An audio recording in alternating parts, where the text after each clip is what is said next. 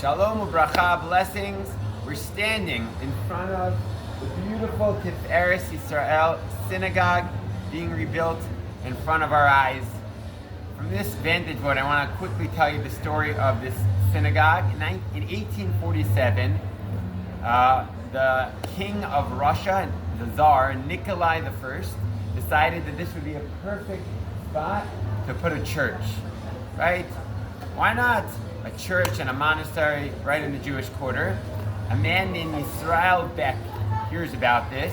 He lived around here in Jerusalem, and he didn't think this was a great idea.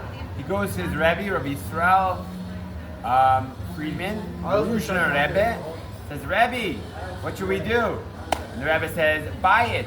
This needs to be a place for Jews to live here in the Jewish quarter.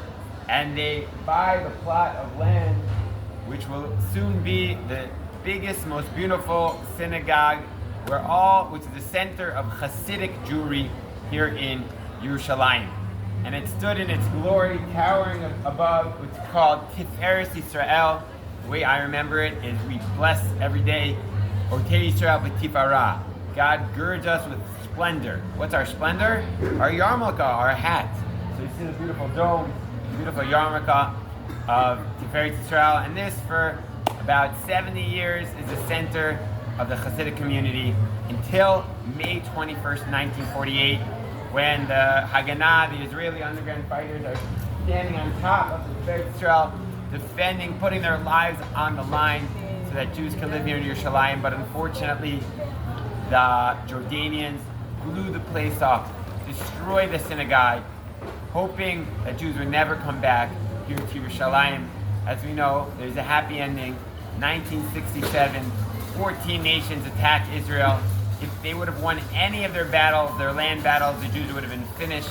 And thank God we came back here in 1967. The Tiferet Yisrael stands abandoned and destroyed. When I got here in Shivat Dakota, you can go through. That's fine.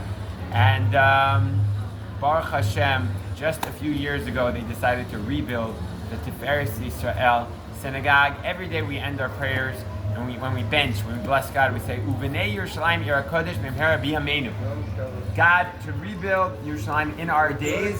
Shlomo Carlebach explains he should rebuild it through our days, through our actions. We should be zoicha to rebuild Yerushalayim. So as we see the rebuilding of Yerushalayim, the prophecies being fulfilled, Hashem, God should bless us to know how we can make a contribution to the rebuilding of Yerushalayim. Have a great day.